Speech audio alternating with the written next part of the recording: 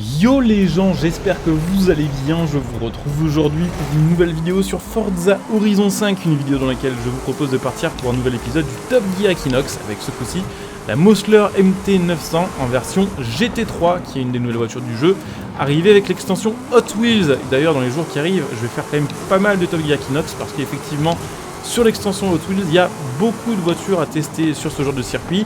Il y a déjà la NSI Venom que j'ai déjà fait, il y a celle-ci, il y a la Brabham, il y a aussi la Chupan, et il y a la Bad to the Blade, il me semble que c'est ça, qui est la F1 Hot Wheels, que je veux aussi tester sur le Top Gear Equinox. Donc c'est vrai que ces jours-ci, il y en aura beaucoup, donc pensez à vous abonner si ce genre de contenu vous plaît, parce que vous allez être servi. Et puis même globalement, pensez à vous abonner si vous aimez les jeux de course, parce que j'en fais beaucoup, et je suis actif niveau news. Et évidemment, vous recevrez les petites notifs comme ça des prochaines vidéos et des prochains lives que je ferai sur ce genre de jeu. D'ailleurs, pensez aussi que si à la fin de cette vidéo, vous avez envie de tester cette voiture de votre côté, mais que vous n'avez pas l'extension Hot Wheels, vous pouvez la trouver, ainsi que le premium de Forza Horizon 5 et Forza Horizon 5, à prix réduit via mon lien Instant Gaming qui sera sur cette vidéo en description et en top commentaire. Donc si vous voulez soutenir la chaîne gratuitement en faisant vos achats de jeux, d'extensions, de mises à jour, peu importe d'ailleurs le jeu, n'hésitez pas à utiliser mon lien sous cette vidéo, puisque ça me soutient de ouf et vous, ça vous fait profiter de petits prix. Donc c'est tout bénef pour tout le monde. Mosler MT900 GT3, voilà, revenons à nos moutons. Cette version est tout simplement une version pensée pour le GT3 de la Mosler MT900, qu'on a déjà sur le jeu de base.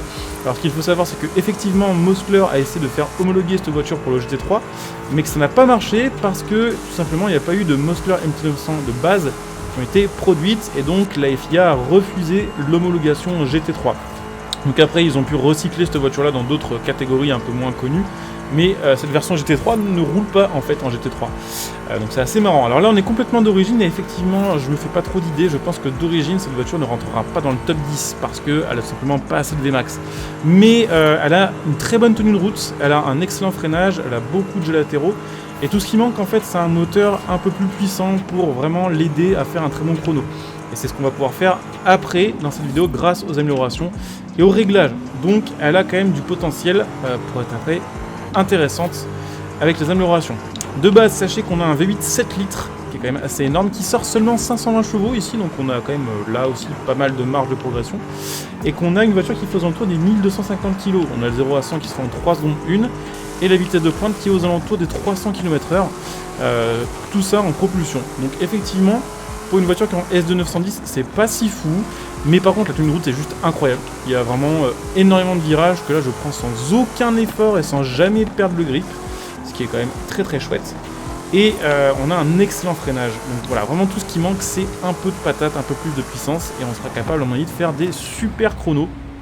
Et ça j'ai vraiment hâte de voir si éventuellement cette voiture peut rentrer dans le top 10. Dans tous les cas, c'est un chouette ajout. Je trouve que certains vont dire, voilà, machin, encore une version secondaire d'un modèle qu'on a déjà. Ouais, c'est pas faux, mais bon, c'est pas pareil, c'est pas la même mentalité, c'est pas le même esprit, quoi. C'est comme une M4 et une M4 GTS, c'est la même base, ça a la même gueule, mais en fait, toute la voiture est revue. Et bon, là, c'est quand même une version GT3, donc c'est une version de circuit. Là, il n'y a vraiment pas grand chose à voir avec une Mosler MT900 de base.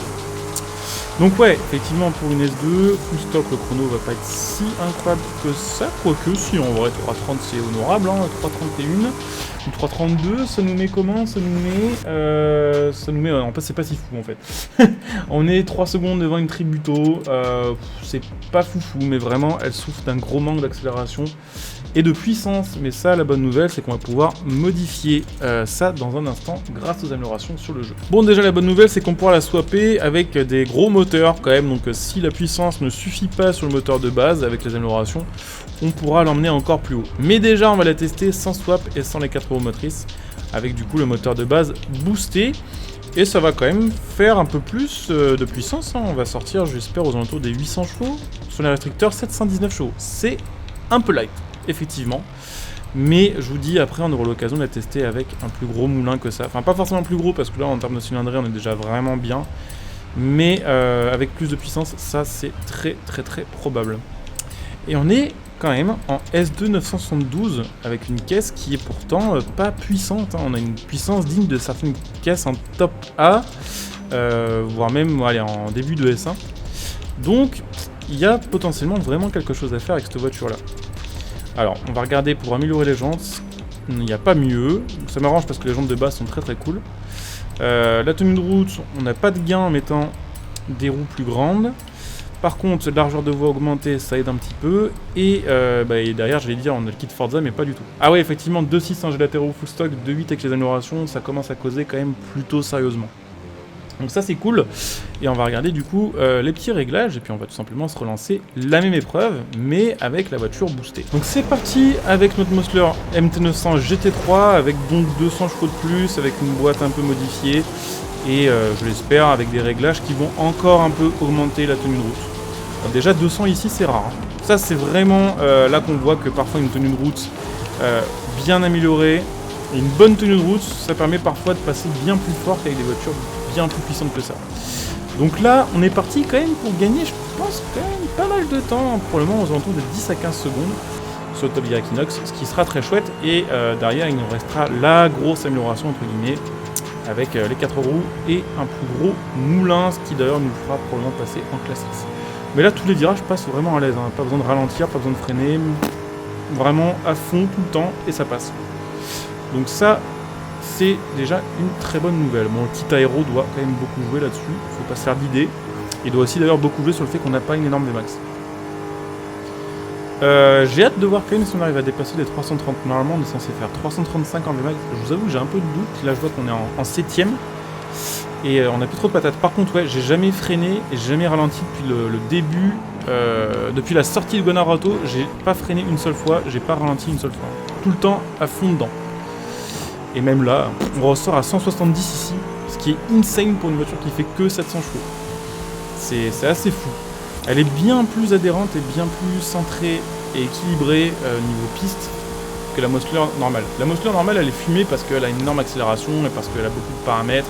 Et que de base elle a un châssis qui est correct, mais ça, si on faisait un petit circuit style Forza, enfin un circuit plutôt Horizon, je pense que ça gagne à un indice performance équivalent, bien sûr, puisque là bon, on a quand même 100 km/h de moins que la MT900 ce qui est problématique. Mais là on passe à l'aise, hein. Là j'ai juste rétrogradé, j'ai pas ralenti, j'ai pas freiné, juste rétrogradé et le frein moteur a fait le reste. Donc enfin, j'ai ralenti, mais c'est pas moi qui ai ralenti volontairement, c'est le jeu. Bon, à ne pas faire en vrai, parce que là, rétrograder en gardant le pied sur l'accélérateur, en étant full Vmax, c'est plus de moteur, c'est fini, c'est marrant. Ou plus de transmission, ou les deux, voilà, tout peut arriver. Et en fait, on fait un super chrono, hein. Pour une caisse qui fait que 700 chevaux, je suis putain d'impressionné par ce dont elle est capable. C'est assez ouf, en fait. Hop. En fait, ça vous donnerait presque envie de la tester, celle-ci, swappée sans les 4 roues. On verra comment ça se passe. Il y a moyen que les 4 roues, avec la puissance qu'on aura derrière, soient potentiellement intéressantes quand même. On va probablement sortir avec les gros swaps aux alentours des 1500 chevaux, ce qui n'est pas rien.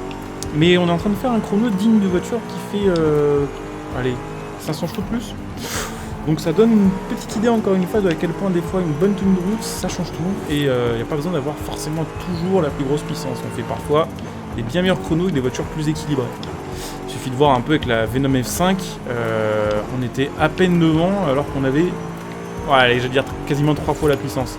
2 fois et demi la puissance qu'on a là. Là on va faire 3.12. 3.12 c'est 6 secondes de mieux qu'une Venom F5 qui fait 1800 chevaux quand même. Voire 7 secondes de mieux. Mais là 3.12.8, bon ça ne nous met pas dans le top 10. Ça nous met devant une Huracan Evo qui était une très très bonne voiture, améliorée d'ailleurs. Donc c'est un chrono qui est honorable, on a gagné quand même 20 secondes, mais pour l'instant c'est pas suffisant. Et donc on est parti pour le troisième et dernier test avec la Mosler MT900 GT3, avec donc le swap V8 7.2, et on a maintenant 1300 chevaux, donc j'ai effectivement mis les 4 roues motrices, parce que 1300 chevaux c'est pas possible en propulsion, ou alors on va perdre tout l'avantage qu'on avait de série en fait, ce qui est un peu dommage. Mais bon, là on devrait quand même gagner pas mal de temps sur la ligne droite, on devrait gagner pas mal de temps d'accélération. Et globalement la tenue de route a l'air d'être toujours assez OP, je pense pas qu'on ait perdu vraiment en efficacité de virage. Alors par contre là, on a tellement de patates et tellement d'accélération qu'on saute en fait. Et du coup vu qu'on saute, je peux pas tourner, donc c'est un peu relou. Mais bon, tant pis, on va s'y faire. Et puis on va voir le chrono final. Je pense qu'on est capable de rentrer dans le top 10, peut-être même dans le top 5, ça devrait le faire. Bon, cette voiture, j'ai l'impression que dès qu'il y a une bosse, elle s'envole, genre c'est instantané quoi. C'est assez bizarre. On a l'impression qu'elle a un surboost de saut par rapport à d'autres. Bon, allez. tellement rapide en fait. Il faut un petit peu s'y faire parce que tous ces virages là tout à l'heure on les a pas pris à cette vitesse là, du coup je teste un peu, voir à quel point ça passe ou pas. Et en fait il y a plein de trucs qui passent, mais il y a quand même des petits trucs qui passent pas, donc faut un peu le savoir, faut la prendre en main. Je pense que celle-ci c'est un peu dans le délire de la CCGT en fait. Genre la voiture est insane, mais il faut quand même bien la connaître pour bien utiliser tout le potentiel. Parce que là on arrive quand même à quasiment 400 à la porte de l'autoroute là. C'est presque aussi bien que la Venom F5, mais on a 600 chevaux de moins. Et on a quasiment le même poids, donc c'est pour le coup assez fou. Et ça c'est vraiment parce qu'on arrive en virage et on sort tellement vite en virage. Donc voilà, petite ligne droite. Je sais vraiment pas trop dire de quoi elle est capable, mais je pense qu'on est capable de passer aux alentours de 3 minutes 02, 3 minutes 03. A mon avis, vu comment on est là, vu qu'on va à mon avis dépasser les 400 aussi, on a quand même une caisse qui est top tenue de route, top Vmax, top accélération et top freinage. Donc elle a très peu de défauts cette voiture là.